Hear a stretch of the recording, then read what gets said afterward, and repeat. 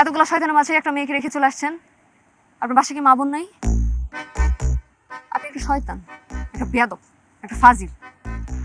এক মিনিট, আপনি গালি দিতেছেন? হ্যাঁ, আপনাকে দিচ্ছি। আমাকে বিপদের ভিতরে ফেলে রেখে আসছেন, আপনাকে গালি দেবে না কি দেবে? হ্যাঁ, আমি খুবই সরি। আমি এই জায়গার স্থানীয় ছেলে, বুঝছেন, লোকাল। এই জায়গায় জন্মাইছি, এই জায়গায় বড় হয়েছি, এই জায়গায় আমার মরতে হবে। আপনি তো চাইলে যেখানে ইচ্ছা সেখানে চলে যেতে পারবেন, লুকাই যেতে পারবেন, ওরা খুঁজেও পাবে না। আমি তো লুকাইতে পারবো না। কেউ কি নিজের ভিটা নিজের বাড়ি রেখে চলে যায় নাকি? আজব। আমার মনে হয়েছে আমার নিজের বাঁচাইতে, লাইফ রিস্ক থেকে বাইর করতে এটা করতে হবে, এই জন্য করছি। ভুল হয়ে গেছে, সরি। আর কোনোদিনই ভুল হবে না। কথা দিলাম আর কোনোদিন ওদের কাছে আপনারা নিবো না, জান। আপনাকে আমি আর বিশ্বাস করি না। আপনাকে আমার চেনা হয়ে গেছে। এই যে, আমি চাইলে কিন্তু ওই জায়গায় ফালাই দিয়ে আসতে পারতাম, বাপের কসম। চাইলে কিন্তু এটা রেখে আসতে পারতাম। রেখে আসতাম মানে? আপনি আমাকে বিপদে ফেলছেন, আপনি এখান থেকে বের করবেন। কি হইছে? আপনার জন্য আমি বিপদে পড়ছি এখন। আমার জন্য আপনি বিপদে পড়েন নাই। আমার কথা শোনেন, চুপ। আমার জন্য আপনি বিপদে পড়েন নাই, আপনার জন্য আমি বিপদে পড়ছি। 2 লাখ টাকার মাল আটকানো আমার, বেজ্জত হইছি। এখন তো গুলি খাইতে হইতেছে আমার। আসছে ফাইজলামি করেন। ফাইজলামি করি না। আপনি চলেন আমার সাথে থানায়, মামলা করবো ওদের নামে। আমি যেতে পারবো না, আপনি যান। আপনি যাবেন। আমি যাবো না। আপনি যাবেন। আমি যাবো না, আপনি যাবেন। বলছি তো যাবো না। আপনি যাবেন। না গেলে আপনার নামে মামলা করবো। এই এই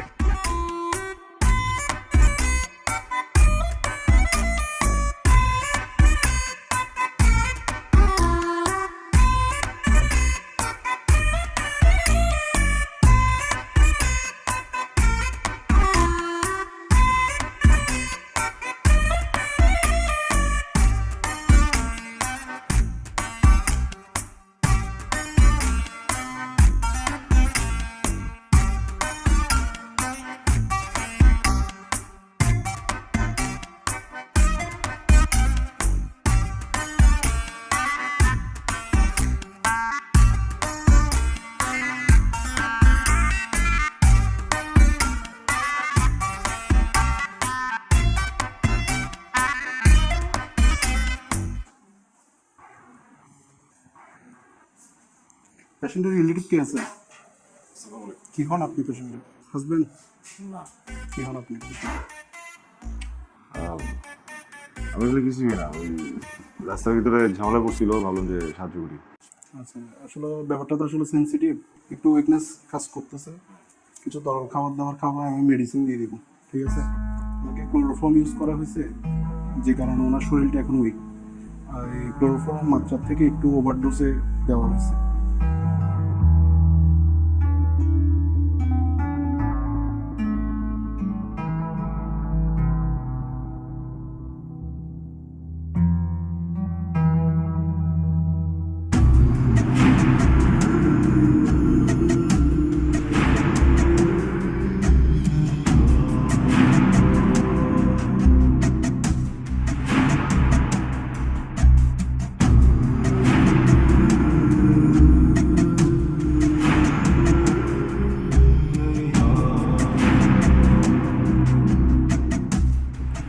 বিসমিল্লাহির রহমানির রহিম।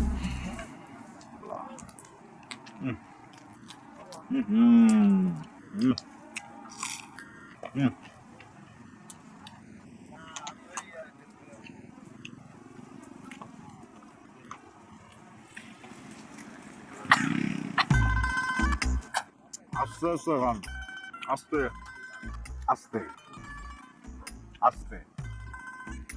বাপের কসম, এমন এক জায়গায় আপনার বসেছি, বাপের আপনার খুঁজে পাবো না। আচ্ছা, একটা ব্যাপার বুঝলাম না। হাসপাতাল গেলেন, হ্যাঁ, হেলথ ইস্যু, তো ওখান থেকে বেহুশ করে গায়েব করে দিলাম। ঘটনাটা কি? বাপের অনেক টাকা।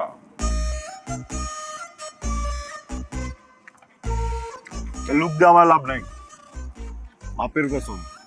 আমিও লাখ লাখ টাকা ব্যবসা করি, ঠিক আছে? আপনার বাপের টাকা দিয়ে আমার কোনো লোভ নাই। জিজ্ঞেস করলাম এই জন্য যে কিডন্যাপটা করছে কেন, রিজনটা কি? জানি না। ওখানে অনেক মেয়েরা ছিল, ওদের দেখে মনে হয় ওদের বাপের টাকা আছে। তবে আমার মনে হয় ওরা আমাদের পাচার করে দেবে। ও আচ্ছা, হাসপাতাল গেছিলেন কেন? আসলে আমার বয়ফ্রেন্ড ছিল, ওর সাথে ঝগড়া করে ক্লিনিকে যাই। সেখানে যাওয়ার পর আমাকে অ্যানেস্থেশিয়া দেয়। অ্যানেস্থেশিয়া দেওয়ার পর যখন আমার সেন্স ফিরে, তখন আমি দেখি আমি একটু ট্রাকের ভিতর। অ্যানেস্থেশিয়ার পর আর আমার কিছু মনে নেই।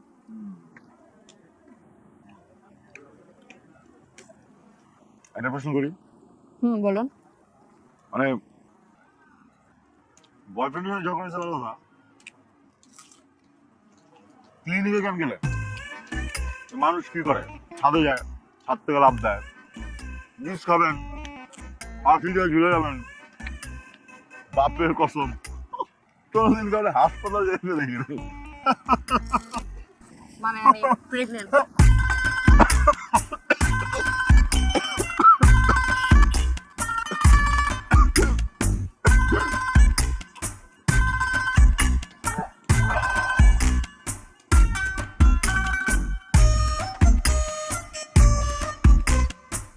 অ্যাবর্শন করাতে গেছিলাম।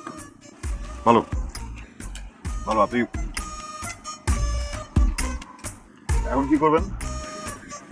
এখানে কোনো ক্লিনিক পেলে অ্যাবর্শন করা সম্ভব। আপনার জীবন, আপনার পেট, অ্যাবর্শন করবেন না কি করবেন আপনার ব্যাপার, আমার কি? কিন্তু এদিকে আপনি অ্যাবর্শন করে ধরবেন না, সবকিছু ওদের দখলে না, ওদের জোন। খান।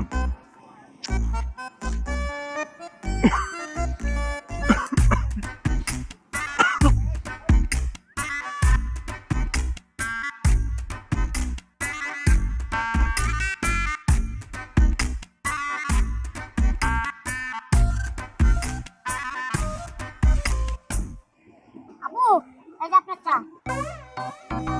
এই, তুমি কি করলে এটা? কই না তো, কিছু তো করি না আমি। এই বেয়াদব, কি করলো আবার এটা? আপু, আপনার কি আর কোনো কিছু লাগবে? এই পিচ্ছি, তোমার বাসা কোথায়? আমার বাসা তো এখানে। বেয়াদব। আর আপু, আমি বলছি আপনার আর কিছু লাগবে কিনা? এই, তুমি বারবার চোখ কেন মারতেছো? আরে আপু, আপনি কি কইতেছেন না কইতেছেন? কোথায় আপনার চোখ টিপে মারছি? আবারও চোখ টিপে মারতেছো তুমি? কতদিন কি একটা জ্বালাই বললাম। শুনেন, আপনি যদি কোনো কিছু লাগে আমার বলেন, আমি আইনা দেই। তোরে আমি আজকে জুতা দিয়ে মারবো, দাঁড়াও। আরে আপু, এক মিনিট, কিসে? আরে আপনার ভাই, হ্যাঁ। আপনার যে না, আপনার না আইলে যে কি হইতো? আমি আপনার কাছে কইছি যে আপনার আর কিছু লাগবে কিনা। এই সে আমার সাথে চেতেছে, গালাগালি বকাবকি শুরু করে দিয়েছে। ও রনি ভাই, হ্যাঁ ভাই। ও আপনি কথা কইছেন না? হ্যাঁ, শুধু কথা কইছি আর চাটা খেয়েছি। আপু, চাটা নেন। আচ্ছা, তাহলে বুঝতে পারছি। হয়েছে কি রনি ভাই, হয়তো আপনার ওই যে বিষয়টা জানে না, বুঝছেন না, এই জন্য দুর্ঘটনা ঘটে গেছে গা ভাই। তাহলে জান গা। আচ্ছা ঠিক আছে ভাই, যাই। হ্যাঁ হ্যাঁ ভাই, আপনার পিচ্ছি মনে হয়? হ্যাঁ, পিচ্ছি? আপনার বয়সী একটা মেয়ে আছে ওনার, আর 5 মাস বয়সী একটা ছেলে আছে আমার মতো। কিন্তু উনি যে চোখ মারতেছিল। আরে এটা তো বংশগত সমস্যা। সরি, মানে উনাদের, আমার না। নেন চা খান, মজার চা।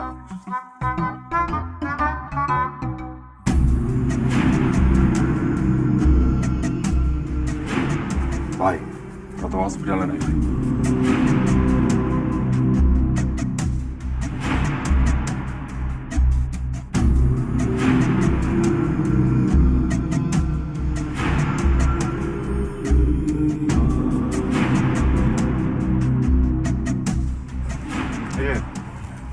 কি ভাবেন?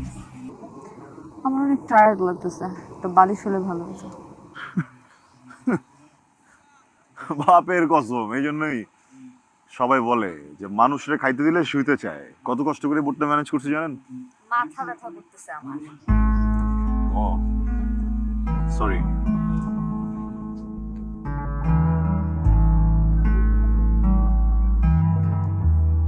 এই যে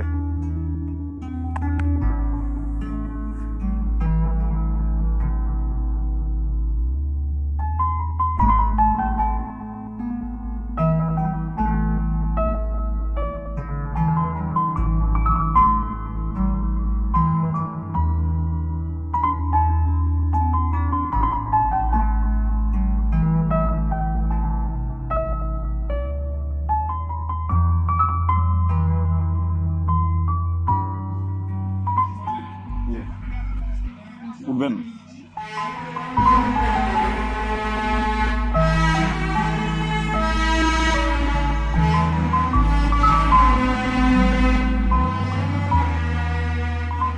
আপনি কাছে আসলে না বা পাশের পাজরে কি যেন হয়।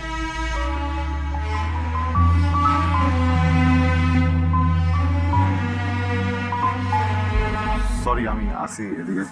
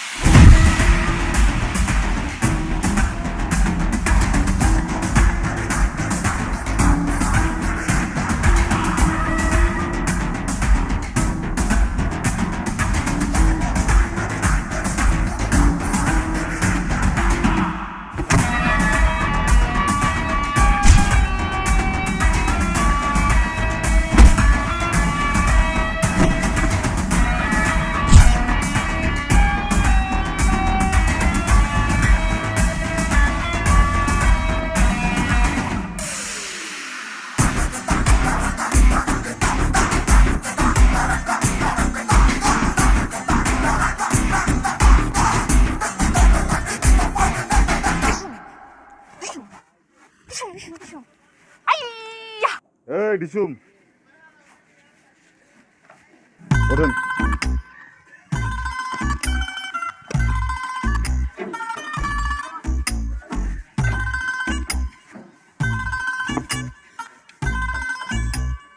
বসেন। মামু চল, আর এই জায়গায় একটা সেকেন্ড সময় নষ্ট করে যাবো, তাহলে আফটার মুন্সির পোলাবে নেয় পারবো। আচ্ছা ঠিক আছে, তাহলে আমি বাড়িতে আর তুমি বাইকটা খেয়ে রাখো। হ্যাঁ ঠিক আছে মামু। আল্লাহ হাফেজ। এই মামু, তুই যেতে পারবো না। কেন? বাপের কসম, আমি তোমার বাপরে আনতে ভুলে গেছি। বাপরে আনতে ভুলে গেছেন মানে? আরে বাপরে বাসে রেখে আসছিলাম, এখন ওরা যদি খুঁজতে খুঁজতে বাসে জায়গা, তাহলে তো আমি বাপরে খুঁজে পাবো। তাহলে তো মামু ঝামেলা হয়ে যাবো। চেনে নাকি বাসা? আরে আমি এই জায়গার লোকাল না, আমার অনেকেই চেনে। আচ্ছা শোনেন, ওই দাজালা দরকার নেই, আমি বুঝাই দিয়ে যাই। আব্বা আপনি রিসেন্ট যা, তাহলে হ্যালো একটু যান, ঠিক আছে? যা আরে মদিনা মার্কেটে নামাই দিবেন। মদিনা মার্কেটে নামাই দিলে ওইখানে গিয়ে আপনি জিজ্ঞেস করবেন কাউরে যে মর্নিং।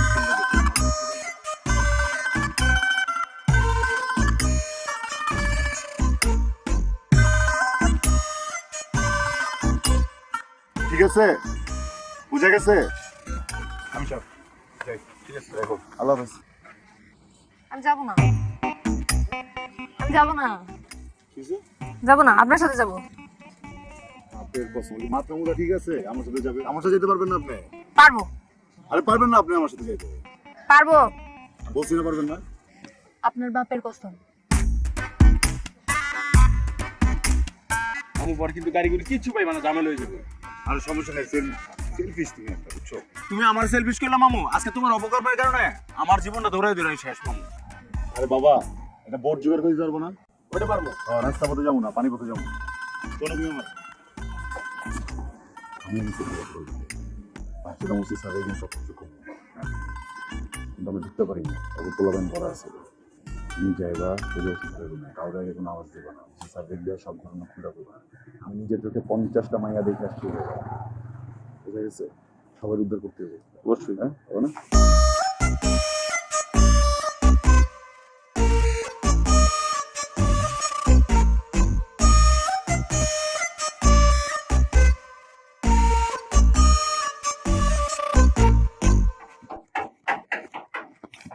কি পিছনে উপর খারাপ হয়ে গেছে?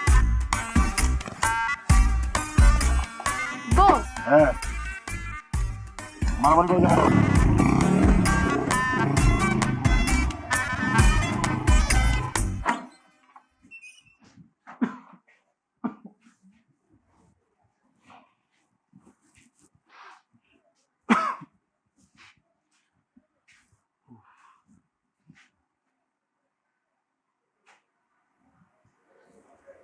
এভাবে সব টাকা দেখা কিছু নাই তো।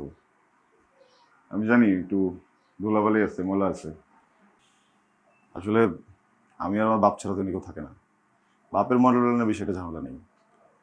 আমি তো বাসায় কম আসি। ও ভালো কথা, পিঠা আছে, তেলে ভাজা দিব নাকি? একটু নষ্ট হয় না, একটু শক্ত হয়ে যেতে পারে। দিব পিঠা বিরিয়ানি দেখি। আমি এসব খাই না, আমি এসব খাই না। আঙ্কেল কোথায়? আচ্ছা তাড়াতাড়ি আঙ্কেল নিয়ে চলবে।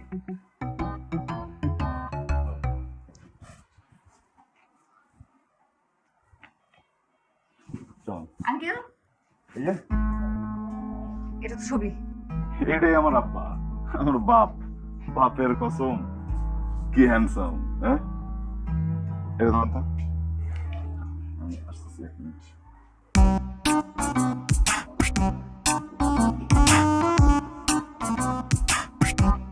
এই ছোটবেলার প্যান্ট, ছোটবেলার গেঞ্জি, ছোটবেলার শার্টটা নেই, ছোটবেলার শার্ট পরতে নেই। এটা বড়বেলার শার্ট, কিন্তু একটু বাইন্দা বাইন্দা পরলে হয়ে যাবে, বলেন? তাহলে আপনি যে তাড়াতাড়ি চেঞ্জ করে নেন, আমি একটু কাপড় পাল্টে নিই নাকি? বের হওয়া লাগে কেন? এখানে থাকি, সুন্দর তো সব। এত বুদ্ধি না ঘুমান কেমনে? হ্যাঁ শোনেন, এখানে থাকলে হঠাৎ করে লোকজন চলে আসলে পালানোর কোনো জায়গা পাবো না, দালানের ভিতরে আটকায় যাবো। খোলা জায়গা থাকতে হবে, যে দিক দিয়ে আসবে উল্টা দিকে দৌড় দিব। বোঝা গেছে? হ্যাঁ, বাপের কসম পুরো উপর মহল খালি। আপনি পাল্টান সন্ধ্যা হয়ে যাবে, যান তাতে যান।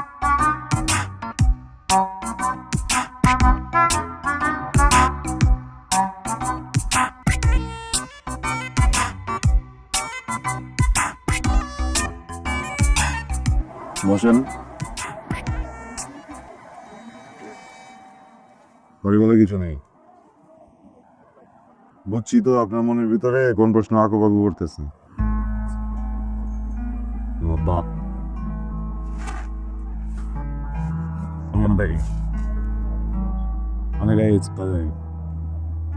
বাপের কসম, পত্রিকার ছবিটাই আমার কাছে আছে। এটাই আমার বাপ, এটাই আমার স্যার। যেখানে যাই তার সাথে করে নিয়ে যাই। আপনার ভালো করতে পারেন যে একজন মানুষ আরেকজন মৃত মানুষের ছবি নিয়ে এখানে ঘুরে। ওদের আজকে বাইচে আছে ঠিক মতো কাজ জন্য। এই জীবনটা উন্নত দেয়া, বুঝলেন না? না আসলে আমার বাপ, আমার আসল বাপ না। আমার আম্মা এই অঞ্চলের মিত্র।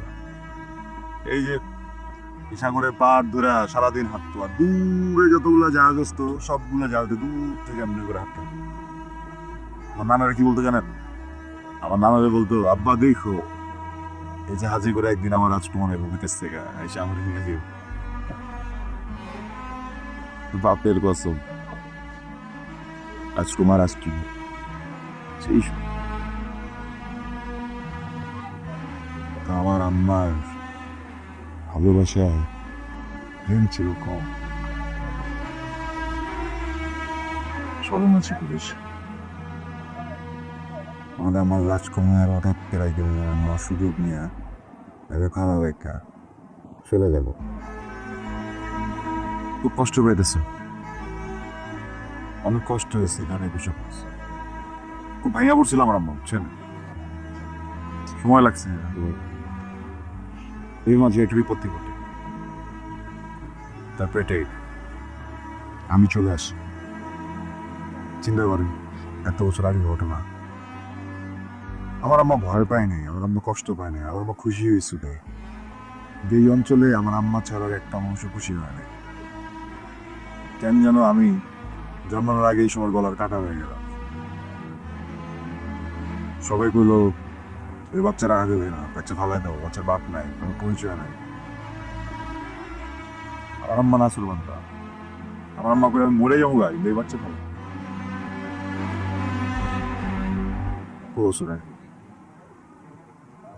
কি যুদ্ধটা করতেছে হবে।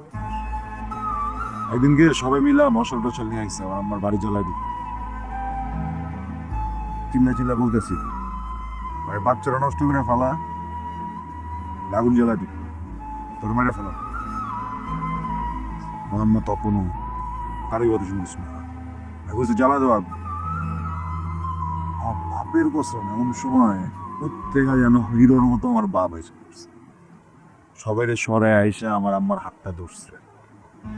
ওইটা কইছে, এই মেয়ে, তোমার বাচ্চার দায়িত্ব আমি, তোমার দায়িত্ব আমি না। যে তোমার হাতটা ধরছি কোনোদিন ছাড়ুন না। বিয়ে করবা মানে? আমার মনে করতে পারে না। যেই লোক কোনো কারণ ছাড়াই আমার আম্মার আর আমার জীবনটা বাঁচায় রাখলো, কোনো স্বার্থ ছাড়াই সারা জীবন এতটা ভালোবাসলো, ওই লোকটাকে কেমনে এক্সপায়ার হইতে? একটা গুলির ভয়ে বাপরে ফালে চলে যাব, কবে মরে যেতাম, ভেতর পৃথিবীর আলোয় দেখতাম না। বাপের জন্য তো দেখছি, বাপের কসম, বাপের আগে কিচ্ছু না। সরি, হয়ে গেছে।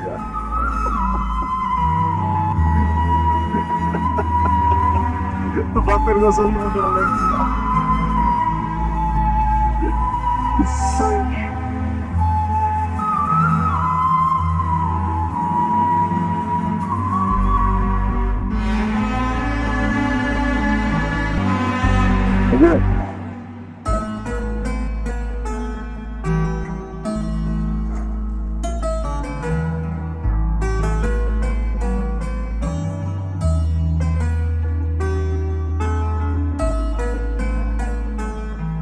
আমি আপনার ব্যাপারটা বুঝি।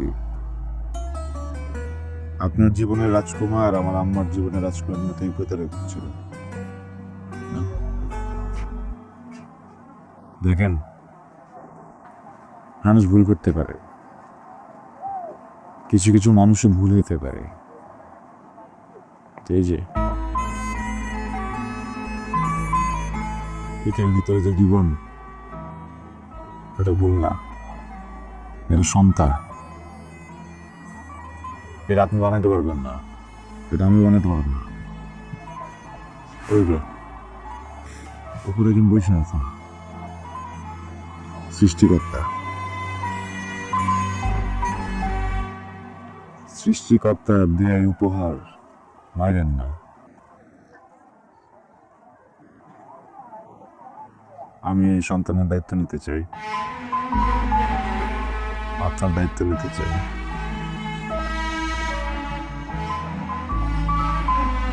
শক্ত করে আপনার হাত ধরতেছি। আমার বাপের কসম, জীবন চলে গেলেও কোনোদিন হাত ছাড়েন। বিয়ে করবেন আমারে? আরে যেতে হবে না, হবার কিছু নাই। বলো ভাই, মন থেকে বলি নাই, বাপের কসম মাথা মাথা যেন নষ্ট হয়ে গেছে। আমি যে দূরে যাই বসতেছি, আমি তো মনে করার কিছু নেই।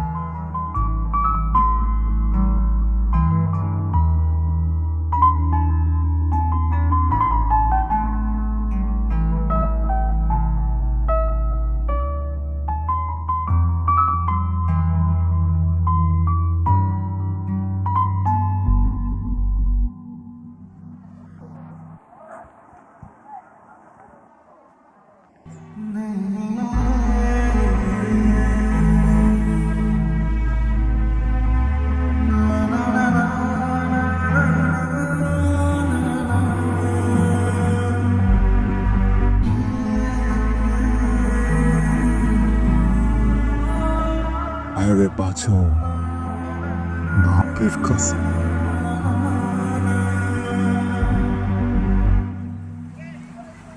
মামু চলো, এই জায়গার একটা সেকেন্ড সময় নষ্ট করে লাভ নাই। আমরা স্পিড বোর্ডে উঠা সোজা একটা নই পার। চলো।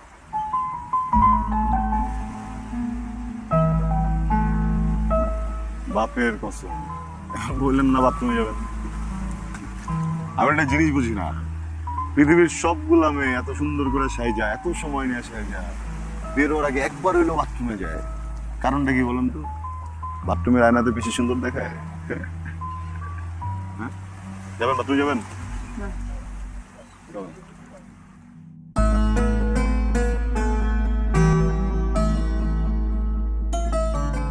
আপনি না বলছিলেন বাচ্চার দায়িত্ব নেবেন, বাচ্চার মার খেয়াল রাখবেন, কখনো হাত ছাড়বেন না। কই, হাত তো ছেড়ে দিলেন। পুরুষ মানুষ। এই যে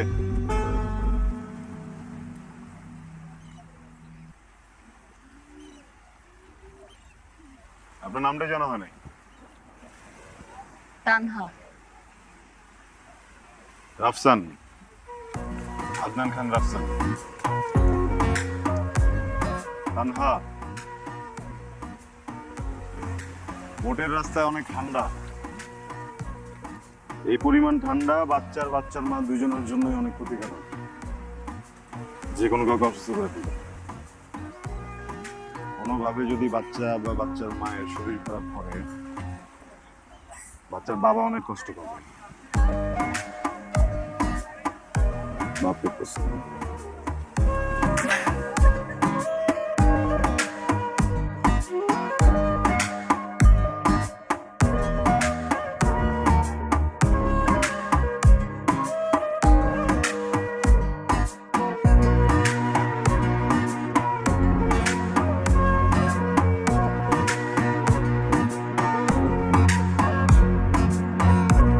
এই যে বাচ্চার বাবা,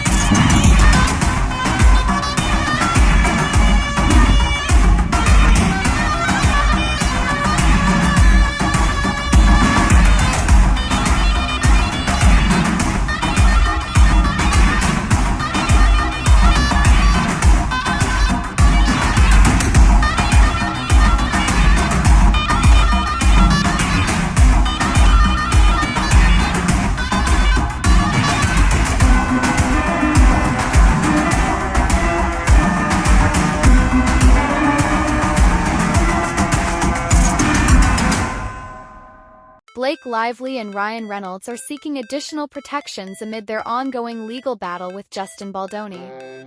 Couple, who are involved in a complex lawsuit with Lively's It Ends With Us co-star and director, are seeking set confidentiality rules for handling sensitive information in the time leading up to Lively's sexual harassment lawsuit and Baldoni's extortion countersuit, according to a proposal filed Thursday. The protective order request is attached to a letter to the presiding judge, Louis Lyman, reiterating from her amended complaint that Lively, her family, It Ends With Us co-stars and witnesses have received violent, profane, sexist, and threatening communications.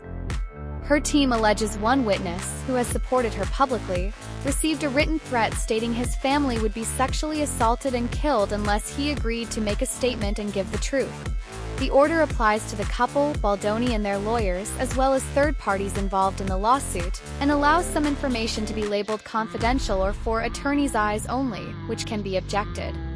The protection request follows months of public back and forth, including Baldoni launching a website with previously unseen texts between the director and the couple, and in January, his team released a 10-minute behind-the-scenes clip of a slow-dancing scene the actors performed. Attorneys for the A-list couple later filed a gag order, accusing Baldoni and his legal team of continuing their harassing and retaliatory media campaign against Lively with almost daily media statements or other releases to the press, according to court documents obtained by USA. The It Ends With Us legal drama explained. Baldoni first sued his It Ends With Us co-star, her husband, and the New York Times after the actress went public and filed a lawsuit with claims Baldoni sexually harassed her and helped orchestrate a smear campaign against her. The lawsuit goes on to allege that Lively fabricated the claims of sexual harassment and conspired with the Times to publish a damning article against Baldoni, and used her celebrity status to seize control of the